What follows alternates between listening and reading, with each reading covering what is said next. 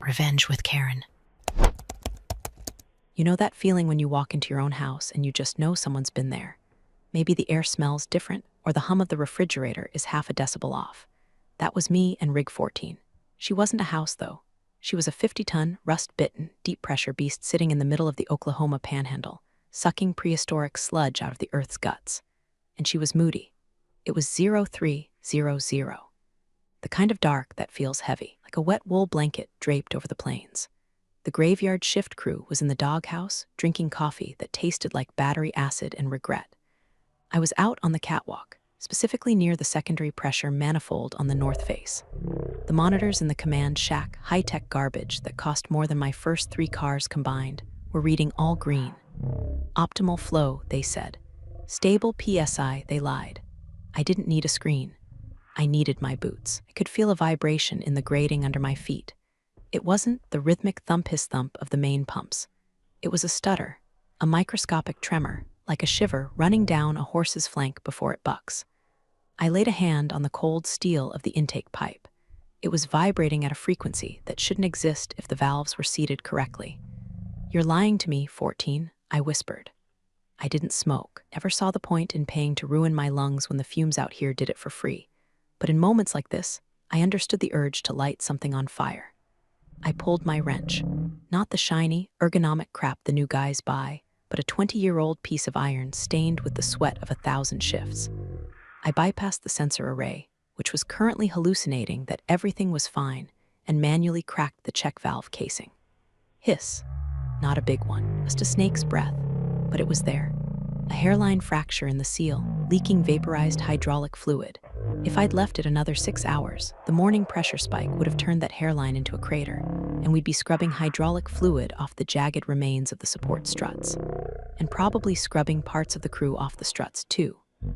I tightened the secondary lock, diverted the flow to the B-line, and felt the vibration smooth out. The rig settled. He stopped shivering. I patted the pipe. Good girl. Hey, look, before I get into how I dismantled a multi-million-dollar ego with nothing but silence, do me a small favor. If you're into stories about blue-collar revenge and corporate stupidity blowing up in real time, hit subscribe button. It helps the algorithm know you like watching Rome burn. Thanks. Now, back to the grease. I walked back into the command shack, wiping grease on a rag that was already 90% grease. Readings are green, June, the night super, Miller mumbled without looking up from his Sudoku. Miller was a good guy, but he trusted computers the way a toddler trusts a parent. Blindly. Sensor 4 is blind, I said, pouring myself a cup of the battery acid coffee. Had a microfracture on the manifold. I diverted to B-line. Need to order a new seal kit for the A-line before the morning shift starts. Miller finally looked up, blinking. The board didn't throw an alarm. The board is an idiot, I said flatly. The board doesn't feel the floor shake. This was the job. I'd been on Rig 14 for 21 years. I started when I was 24, green as summer grass, getting hazed by guys who thought a woman on a rig was bad luck. I outlasted them.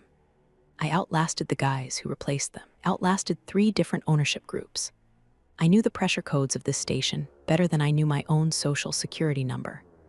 I had a calibration layer in the software, a custom set of offsets I'd programmed over a decade that compensated for the fact that Rig 14 was old. She drifted. She lied about her numbers. My code translated her lies into truth, so the automated safety systems didn't have a panic attack every 10 minutes. It was a delicate ecosystem, a balance of brute force and intuition. Then the phone rang, not the rig phone, my personal cell. It was the owner, Big Daddy Warbucks himself, a man who visited the site once a year to take a photo in a pristine hard hat and then left before the dust could settle on his Lexus. "June," he said. His voice was too loud, too cheerful, the kind of cheer that usually precedes a severance package. Great news. Implementing that succession plan we talked about. My stomach dropped. We hadn't really talked about it. He had mentioned it, and I had ignored it because it was stupid. Succession? I asked, looking out the window at the sunrise bleeding red across the horizon. Yeah, my boy Connor. He just finished his master's in petroleum engineering. Top of his class. He's coming down today. I want you to show him the ropes. He's going to be taking over as site director. Site director? That was my job in everything but title and pay grade. Connor, I repeated. I remembered Connor. I'd seen his Instagram once. He was an influencer who posted videos of himself doing push-ups on yachts. Does Connor know the difference between a gate valve and a gloved hand? Haha, June, you're always a riot. He's got the degree, June. He understands the theory of extraction better than anyone. He's going to modernize the operation. Some new energy. Energy explodes out here, sir, I said, my voice dropping an octave. We don't want energy, we want boredom. Boredom means we're safe. Look, June, the cheerfulness evaporated, replaced by the steel of a man who signs checks. He lands at 0900. Train him or pack your shit. We need to move into the future. You've been great, but well, you're a bit analog in a digital world. I looked at the monitor, currently reading all green only because I had manually adjusted the flow 10 minutes ago. Analog. Right, understood, I said. I hung up. The sun was fully up now, illuminating the scars and rust spots on the rig. It looked tired. I felt tired. Trouble? Miller asked, sensing the shift in atmospheric pressure in the room. The circus is coming to town, Miller, I said, tossing the rag into the bin, and they're bringing the head clown. I didn't know it yet. That sunrise was the last peaceful one Rig 14 would ever see. The digital world was coming, and it had no idea that the only thing keeping the analog world from blowing it to hell was a middle-aged woman and her secret code. The helicopter touched down at 0900 sharp, kicking up a tornado of red Oklahoma dust. It was a shiny new Bell 407, looking like a plastic toy against the gritty backdrop of the oil fields. Out stepped Big Daddy, looking like he always did, expensive suit, cowboy boots that had never touched manure. And then there was Connor. Lord, give me strength. Connor looked like he had walked out of a catalog for blue-collar cosplay. His coveralls were stiff and navy blue, creased from the packaging. His hard hat was so white it hurt to look at in the direct sun.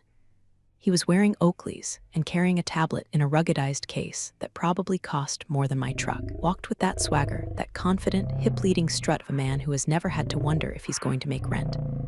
I stood on the landing pad, arms crossed, feeling the wind whip my hair. I didn't dress up. I was in my usual grease-stained gray coveralls, my name patch fraying at the edges. June, Big Daddy yelled over the rotor wash, clapping me on the shoulder. Meet the future. Connor lowered his sunglasses. He had soft eyes. Not kind eyes, soft. Kind of eyes that panicked when the Wi-Fi went down. Pleasure, June, Connor said, extending a hand. His grip was moist. Dad's told me you're quite the fixture here. Fixture, I repeated, like a light bulb or like a toilet. Connor chuckled, a hollow sound, like a legend. But hey, legends belong in museums, right? We're here to optimize. We walked the site. The tour was less about me teaching him and more about him telling me why everything I did was inefficient. Is the pump speed set to 75%? He asked, tapping on his tablet. Specs say this model is rated for 95% continuous output. We're leaving money on the table, June. We run it at 75% because she's 20 years old, Connor, I said, trying to keep the edge out of my voice. You push her to 95%, the vibration harmonics will shatter the ceramic seals in the secondary loop. She rattles apart. He smirked. Actually smirked. That's a myth, June. Metal fatigue doesn't work like that if the maintenance schedule is adhered to. I've run the simulations. We can boost output by 20% by just uncapping the software limits. Simulations, I said. Did your simulation account for the fact that the bedrock here shifts when it rains? Did it account for the fact that valve 3 sticks when the ambient temp drops below 40? That's why we replaced the sensors. He dismissed me, waving a hand at the massive, groaning machinery around us. You're relying on gut feelings. That's cute, really. It's folk wisdom. But we do data-driven extraction now. The sensors tell the truth. The sensors tell you what they're told to tell you, I muttered. The breaking point came in the control room. The entire day shift was there. Guys I'd trained, guys I'd saved from injury, guys who bought me beers on birthdays. Connor stood at the main console, looking at my custom interface. What is this? Why is there a deviation script running on the main pressure logic? That's my calibration, I said, stepping forward. The sensors drift. The rig vibrates. That script filters out the noise so the BOP blowout preventer doesn't false trigger every time a truck drives by. Connor laughed. He turned to the crew, grinning. You see this, guys? This is what I'm talking about. Ghost code. Running a multi-million-dollar operation on unauthorized patches because June here thinks she knows better than the OEM. He turned to me, his face dropping the smile. It was cold now. Delete it. Excuse me? Delete the script, June. We're going back to factory standards. I want a clean slate. No more of your modifications. If the sensors are drifting, we calibrate them physically. We don't patch them with software duct tape.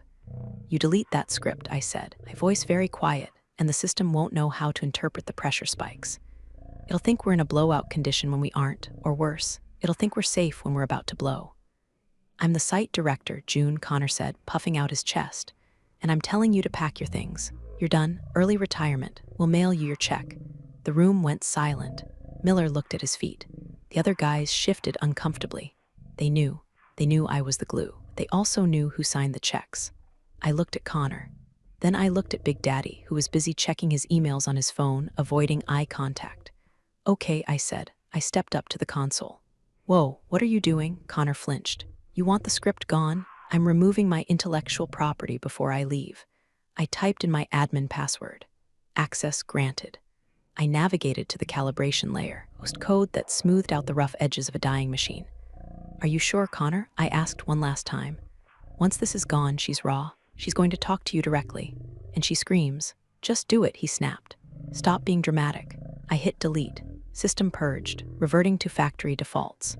The screens flickered.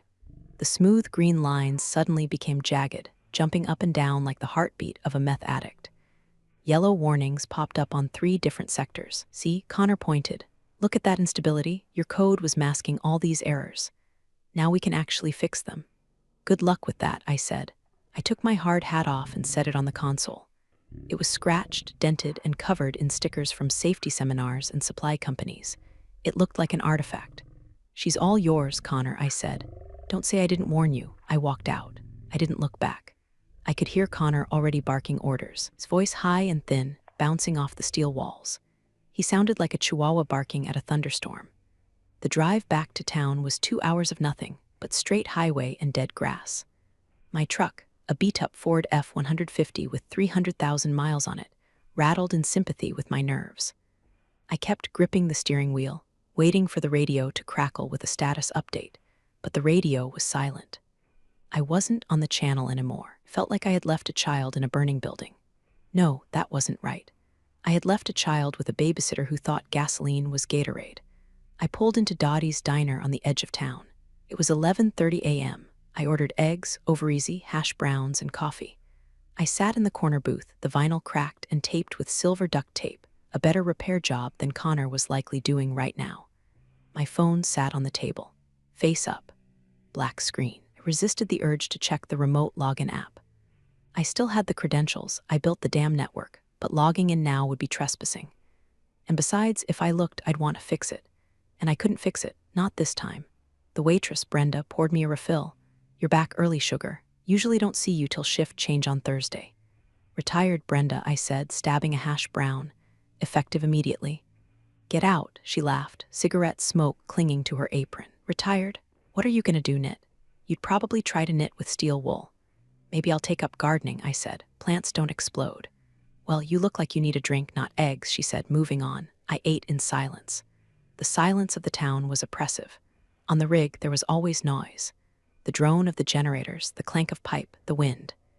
Here, the only sound was the buzzing of a fly against the window and the low murmur of the TV news. I felt a ghost pain in my legs, the phantom vibration of the deck plates. My body was tuned to rig 14 frequency.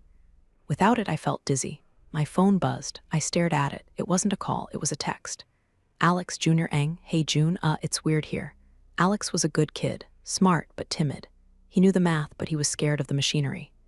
Me, new boss settling in? Alex, he's changing everything. He upped the pump RPMs to 90%. Whole deck is shaking. Miller tried to tell him about the ceramic seals, but Connor fired him on the spot. Said he was obstructing progress.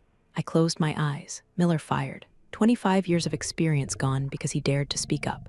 Me, keep your head down, Alex. Document everything.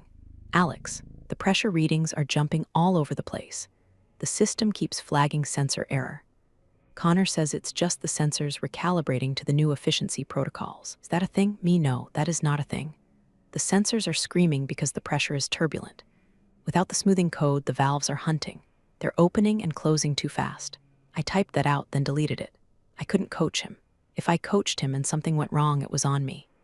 If I coached him, Connor would say I was interfering. Me, Just watch the physical gauges, Alex. Trust the needles, not the screens. If the needle hits red, you run. Wait for permission. I paid my bill and left. I went home to my empty house. It was neat, tidy, and cold. I had spent so much time on the rig that my actual home felt like a hotel I visited on weekends. I walked into my study and pulled out my old logbooks. Stacks of them, years of data. Handwritten notes on every quirk, every repair, every shim I jammed into a loose bracket. Just in case, I whispered to the empty room. I laid them out on the desk. I opened my laptop. I didn't log into the rig's control system, but I pulled up the public geological survey data for our sector. I looked at the substrate density. I looked at the extraction rates Connor was bragging about. He'd already posted a TikTok about record-breaking flow. I did some quick math on a napkin. If he kept the pumps at 90% without the vibration dampening, and if the check valve I found this morning wasn't replaced. I looked at the clock. It was 2:00 p.m., 36 hours, I said aloud. Give or take, the system wouldn't fail immediately. It would hold. It would groan. It would endure because American steel is stubborn. But physics is undefeated. The harmonic vibrations would liquefy the seals. The pressure would find that weak spot I patched. I went to the kitchen and made tea. I sat on my porch and watched the horizon. Somewhere out there, 50 miles away, a rich kid was revving the engine of a car with no brakes, convinced that going faster meant he was a better driver. And I was just sitting here, waiting for the crash. By nightfall, the text messages from Alex had turned from worried to frantic. Alex, 8:45 p.m. He's disabled the secondary alarm loop. The constant beeping was killing morale. I stared at the phone. Disabling the alarm loop was like taking the batteries out of your smoke detector because the toast burned. It didn't stop the fire. It just stopped you from knowing about it until your skin was melting. I sat at my kitchen table, my war room. I had the geological maps spread out. I had a diagram of the rig's piping architecture. Something I'd drawn from memory years ago was marking potential failure points with a red Sharpie. If he kills the alarm, I muttered, tracing the line from the main pump to the separator, he won't see the back pressure building in the return line. Connor was operating under the assumption that the rig was a perfect digital model. In a computer simulation, if you increase flow, the pipes just carry more fluid. In reality, pipes have personality.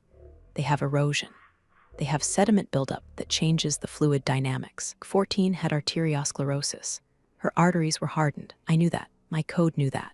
Connor did not know that. I checked the public corporate dashboard. Big Daddy's company had a shareholder portal that showed live efficiency metrics.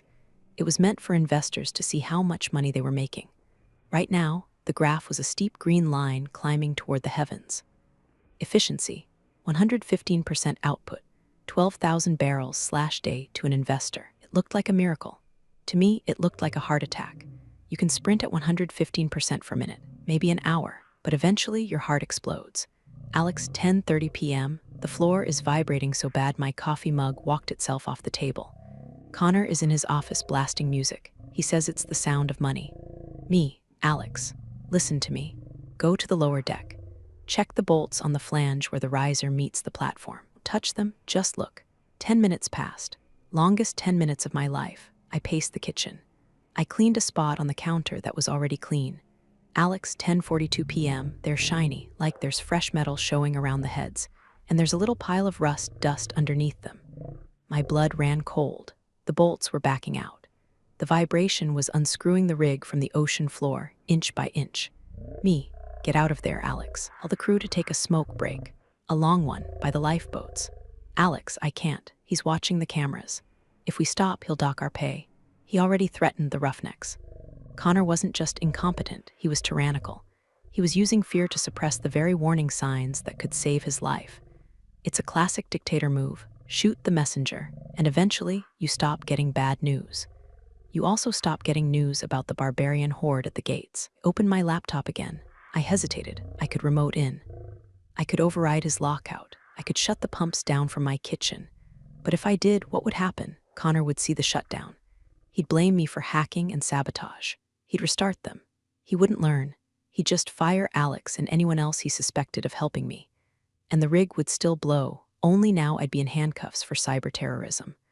I had to let the numbers play out. I couldn't let them die. Legacy drift, I whispered. That was the term we used for when the equipment drifted away from its original specs. But we were experiencing leadership drift. We had drifted so far from sanity that we were in international waters of stupidity. I poured a glass of whiskey.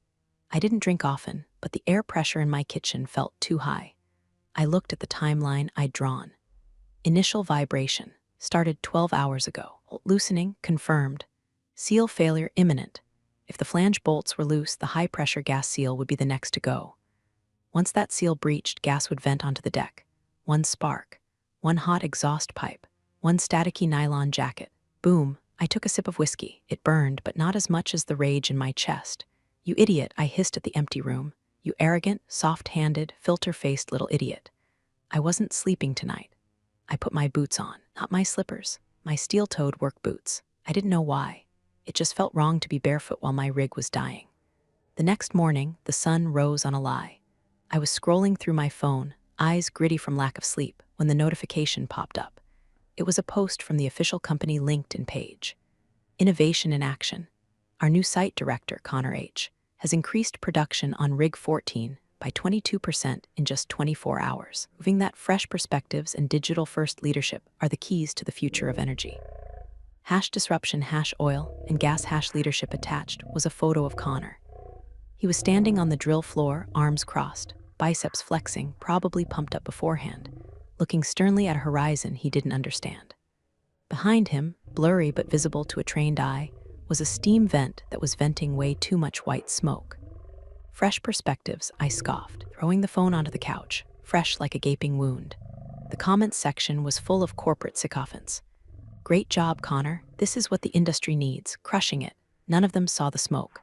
None of them knew that the 22% increase was actually the rig bleeding out. Around noon, my phone rang. It wasn't a text this time, it was Alex. His voice was a whisper. "June, it's bad. Where are you?" I asked, instantly alert. "Server room. It's the only place quiet enough to hear." He's running a contest, June." "A what?" "A contest. Whichever shift drills the most footage gets a bonus. He's pitting the crews against each other. They're bypassing safety checks to speed up the pipe connections." I saw a guy override the torque limiter just to save 30 seconds. My stomach turned. Speed kills. In this industry, speed creates friction, friction creates heat, and heat creates fire. "And the rig?" I asked. "How is she?" "She's groaning." Loudly. "The pipes are singing, June, that high-pitched whine, it's constant now. And the mud return is hot, like physically hot, it's coming up steaming." Hot mud meant the bit was grinding against something hard, or the friction downhole was critical, or worse, gas was entering the mud stream, expanding and heating up the mix. "Alex," I said, my voice ice cold. "Listen to me very carefully. Go to the manifold deck. Look at line 3B. That's the bypass I installed 5 years ago. It has a manual temperature gauge, an old analog dial. Connor probably doesn't even know it's there because it's not networked." "Okay, line 3B. What am I looking for? If that needle is past 250 degrees, don't call me back. Don't go tell Connor. Just get your bag, go to the muster station, and wait by the lifeboat. Tell the guys you trust to do the same." "But if it's past 250, the gaskets are already melting, Alex. It's not if anymore, it's a when." "Okay, I'm going." The line went dead. I stood up and walked to the window. The sky was a brilliant, cloudless blue, a perfect day for a disaster. I felt a strange sense of detachment. I had done everything I could. I had warned the owner. I had warned the sun. I had warned the crew. I was Cassandra's in coveralls, screaming into the void while the Trojans wheeled the wooden horse inside and started a tick-tock challenge around it. I grabbed my keys. I couldn't sit in the house anymore. I drove out of town, heading north. Not to the rig, I couldn't get past the gate anyway, but to a bluff about 2 miles away. It was a spot teenagers went to drink beer and hook up, but in the daylight, it offered a clear line of sight to Rig 14. I parked the truck and got out, had a pair of high-powered binoculars in the glove box. I raised them to my eyes. There she was, Rig 14. From this distance, she looked peaceful, a steel island in a sea of dirt, but through the lenses I could see the heat shimmer. The exhaust stacks were belching thick, dark smoke running rich. The crane was moving jerkily, and then I saw it. A tiny plume of steam venting from the north side. Right where the flange bolts were. It wasn't steam. It was gas. High-pressure gas escaping through a microscopic gap, freezing the air around it instantly. "There it is," I whispered, "the kiss of death." I lowered the binoculars. I didn't need to see anymore, I just needed to wait. Time moves differently when you're waiting for an explosion. It stretches, warps, and snaps back like a rubber band. I sat on the tailgate of my truck, a thermos of coffee beside me, watching the sun begin to dip. The sky turned purple, then bruised black. The rig lit up, Christmas tree of floodlights against the void. 6:40 p.m. A distinct pop echoed across the plains. It sounded like a gunshot, but I knew what it was. Valve 9 had just jammed. It was a pressure relief valve. When it jams, the pressure has nowhere to go but back down the throat of the beast. I checked my phone. No text from Alex. That was good. It meant he was either busy running or he was already at the muster station.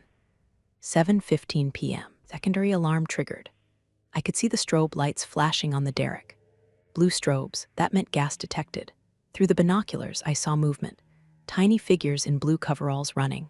Not the organized trot of a drill, this was the frantic scramble of panic. Then, the lights stopped flashing. He silenced it, I said, gripping the binoculars until my knuckles turned white. You son of a bitch. You turned off the gas alarm. Connor must have assumed it was another sensor glitch. He was probably screaming at them to get back to work, to stop being pusses, to think about the bonus. He was blinding himself to the fire so he wouldn't have to see the smoke. 9:30 p.m. My phone rang. It was Alex. June. He was shouting over a roar that sounded like a jet engine taking off inside a phone booth. The needle, it's buried, it's past 300. The pipe is glowing red. Where are you? I yelled back. Lifeboat station. Me and the night crew. Connor, he's still in the command shack. He's trying to override the shutoff. He thinks the computer is locking him out. He's not locked out. The system is trying to save his life. He's screaming at us to get back on the floor. He's saying he'll fire everyone. June, the deck is shaking so bad I can't stand up. Stay in the boat, Alex. Do not get out of that boat. I hung up. I looked at the rig. The roar was audible now, even from 2 miles away. A low, guttural moan that vibrated in my chest. It was the sound of millions of pounds of pressure looking for an exit. The lights on the rig flickered. The generators were struggling to maintain the load as the pumps fought against the back pressure. I imagined Connor in that command shack, the master of engineering, the tick-tock star. He would be staring at screens that were no longer green. They would be a wall of red. Critical error. Pressure limit exceeded. Seismic vibration detected. For the first time in his life, his charm wouldn't work. You can't gaslight a gas leak. You can't negotiate with physics. He was alone in a room with a monster he had poked awake, and he had no idea how to sing it back to sleep. I took a deep breath of the cool night air. Come on, Connor, I whispered. Call me. You know you want to. Swallow that ego before it swallows you. I waited. The rig groaned. And then my phone rang. Caller ID, Rig 14 command. Let it ring twice. Not out of cruelty, but to compose myself. I needed to be the voice of God, not the voice of an ex-employee. I slid the bar to answer. Hello, June? Oh God, June. Connor sounded like a child. The bravado, the buzzwords, the arrogance, it was all gone, stripped away by the sound of twisting metal in the background. He was sobbing. High-pitched, hyperventilating gasps. Calm down, Connor, I said. My voice was steady, low, flat line against his chaos. Talk to me. What do you see? It's all red. Everything is red. The alarms won't stop. The floor buckled, June. I heard a bang and the floor just popped up. I tried to engage the emergency shutoff, but it's not responding. Why isn't it responding? Because you deleted the calibration layer, Connor, I said. The system thinks the sensors are lying, so it's ignoring your input. It thinks you are the glitch. Fix it, please. Put the code back. I'll give you anything, double your salary, triple it. Just make it stop. I looked at the rig through the windshield. A jet of fire had just erupted from the flare stack, way too big. It was spitting burning crude into the night sky. I can't fix it, Connor. That code takes hours to compile. You have minutes. No, don't say that. There has to be a bypass. You said you knew the codes. You told my dad only you knew the codes. I do, I said. But codes are for computers. You're past computers now. You're in mechanical failure. What do I do? Oh God, I don't want to die. June, please, I'm sorry. I'm so sorry. I didn't know. Hearing him beg was satisfying in a dark, twisted way. It shouldn't have been. I should be a better person. But hearing the man who called me analog and obsolete crying for his mommy, while my obsolete knowledge was the only thing standing between him and a closed casket, well, felt like justice. Connor, listen to me, I commanded. Stop typing. Step away from the console, but step away. Okay, I'm away. Is the pressure gauge on the main line pinned? Yes, it broke the glass. It's stuck at max. Okay. The blowout preventer, the BOP. It's your last line of defense. The shear rams. Do Do you know where the manual activation lever is? The what, of course, he didn't. He knew the digital icon. He didn't know the physical lever. Under the desk, I said, there's a red panel. Kick it open. I heard a thud, then a scramble. Okay, I see it. It's a big yellow handle. That's the shear ram. If you pull that, gigantic steel blades will cut through the drill pipe and seal the well. It will destroy the drill string. It will cost the company about $5 million in equipment damage instantly. And it will permanently cripple the well. I don't care about the money. I just want to get out. Then pull it, I said. With both hands, brace your feet, and yank it like you're trying to rip it out of the floor. And then you run, Connor. You don't look back. You run to the helipad. Is the pilot there? Yes, he's spinning up. Good, pull the lever. And Connor, what? He whimpered, pack up. My son runs the rig now? No one runs it. You killed it. I pull IT. I screamed. I heard a grunt, a metallic screech, and then a sound that was felt more than heard, a massive, earth-shaking thud that echoed through the phone. The shear rams slamming shut. The guillotine dropping. It stopped. The noise changed. That's the pressure being capped. It won't hold forever. The seal is damaged. Run. The line went dead. I dropped the phone on the seat and raised the binoculars again. On the rig, the change was instant. The deafening roar of the runaway pumps was replaced by a sharp, violent hissing. The shear rams had cut the pipe, severing the connection to the reservoir. The pressure that was already in the system had nowhere to go. Pipes burst. It was like watching a vascular system rupture. Along the derrick, high-pressure lines blew out, spraying drilling mud and hydraulic fluid everywhere. It looked like the rig was bleeding black blood. I saw a tiny figure sprint from the command shack toward the helipad. Connor. He was running so fast he tripped, scrambled on all fours, and kept going. Helicopter lifted off just as a secondary explosion blew out the windows of the command shack he had just vacated. Not a fire explosion, a pressure explosion. The air compressed so hard it shattered the safety glass. If he had stayed to save the data, he would have been shredded. I watched the helicopter bank hard away from the rig, heading south, away from me. The rig itself was a wreck. The derrick was leaning. The floor had buckled. Blowout preventer had held the main surge, preventing a total environmental catastrophe. But the machine itself was dead. Twisted metal, spewing steam and mud. The silence returned slowly. The roar faded to a hiss, then a gurgle. I sat on the tailgate, shaking, adrenaline crash. My hands were trembling so hard I couldn't screw the cap back on my thermos. I had just orchestrated the destruction of a $50 million asset. Well, Connor destroyed it. Just told him how to execute the kill shot. My phone pinged. Alex, we're in the boats. We launched. We're safe. We saw the chopper leave. Did he make it? Me, he made it. Alex, the rig is trashed. June, it's gone. Me, better the rig than you, kid. Sit tight. Coast Guard is probably already on the way. I looked at Rig 14 one last time. She looked sad, broken, like a horse that had been ridden to death by a drunk jockey. I'm sorry, girl, I whispered. Deserved better. I got in my truck and drove home. I didn't speed. There was no rush anymore. The pressure was gone. 3 weeks later, the dust had settled, literally and legally. Rig 14 was a write-off. The structural damage from the vibration and the pressure blowout was too severe to repair. They capped the well and towed the carcass of the platform away for scrap. The investigation was brief. Corporate lawyers descended like vultures. They wanted to blame someone. Looked at the logs. They saw the deletion of the calibration layer. They saw the override commands. They saw the safety systems silenced, all logged under Connor's admin ID. Big Daddy tried to spin it. He tried to say it was a systems failure. But the insurance company hired an independent auditor, me. I walked into the boardroom wearing a blazer, not coveralls. Big Daddy wouldn't look at me. Connor wasn't there. Rumor was he was taking a sabbatical in Bali to find himself. Or maybe just to hide from the shareholders. I laid out the facts. I didn't gloat. I didn't scream. I just pointed to the data. The removal of the legacy drift compensation code caused the sensors to misinterpret flow rates, I explained, clicking through the slides. This led to operator error in increasing pump speed beyond rated capacity. The mechanical failure was inevitable. Could it have been prevented? Insurance rep asked. Yes, I said, by listening to the machine and the people who know how to speak its language. The insurance company denied the claim for gross negligence. Big Daddy's stock took a nosedive. Connor was quietly removed from the company directory. As for me, I didn't ask for my job back. I didn't want it. You can't unring a bell and you can't unbreak trust. Instead, I started my own consultancy. McAllister Pressure Systems. Charge 3 times my old hourly rate. Companies fly me out to their aging rigs to audit their legacy drift. Basically, they pay me to tell them if their nepotism hires are about to blow up their investment. I walked onto a new site yesterday. Rig 22, up in North Dakota. Cold as hell. The site director was a young guy, nervous. He saw me walking the catwalk, running my hand along the intake pipe.